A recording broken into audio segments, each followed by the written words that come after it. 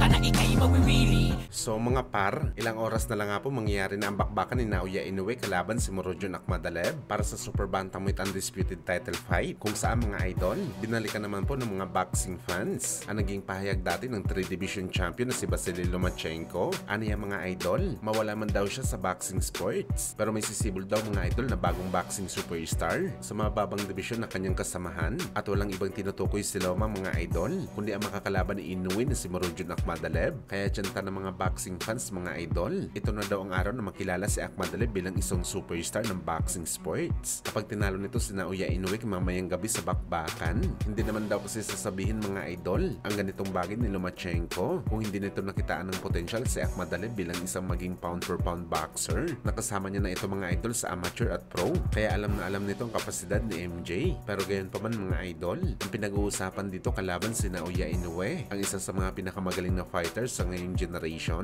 Talagang paghihirapan ni MJ sa bakbakan para ma-dethrone nito si Inoue.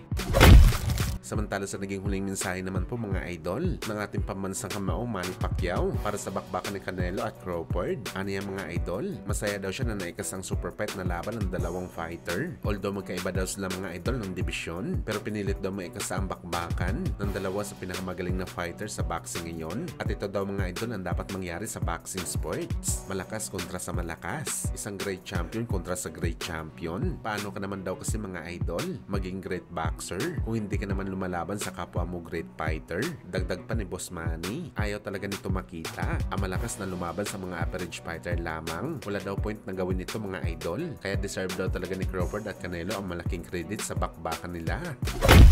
Sa kabilang banda naman mga idol, sa naging weigh-in nga po ni Canelo at Crawford, ay nag-cross naman po mga idol ang landas na Ryan Garcia at Devin Haney sa venue. At nagulat tayo mga idol na nilapitan mismo na Ryan Garcia itong si Boy Ilong at kamustahin. Hindi kasi natin na-imagine mga idol na magkakabati pa itong dalawang fighter dahil sa laki ng bad blood nila dati sa bakbakan nila. Matapos darugi ni Bagito itong si Boy Ilong, nakalaunan mga idol lumaki ang issue dahil nagpositibo si Ryan Garcia sa bawal na gamot na siya naman ang hindi matanggap ni Devin Haney at dinaan niya ito sa legal process. Pero ngayon mga idol, nag-uusap na sila bilang magkaibigan ulit. At sa naging panayam nga po mga idol ni Boy Ilong, pagkatapos nila magkita ni Ryan Garcia, sinabi nito mga idol na matapos daw nito agawin ng WBO title ni Brian Norman Jr. sa November, lalabanan niya daw si Ryan Garcia sa rematch para patunayan sa lahat mga idol na dahil lamang sa bawal na gamot kung bakit ito natalo sa kanya sa bakbakan. At dito tayo bilib kay Devin Haney mga idol dahil kahit sino papalagan niya. Kaso lang mga boss, kapag natatalo ito, iyakin ito sa social media. Kaya abangan natin to mga idol. Sana manalo si Devin Haney para merong rematch kay Ryan.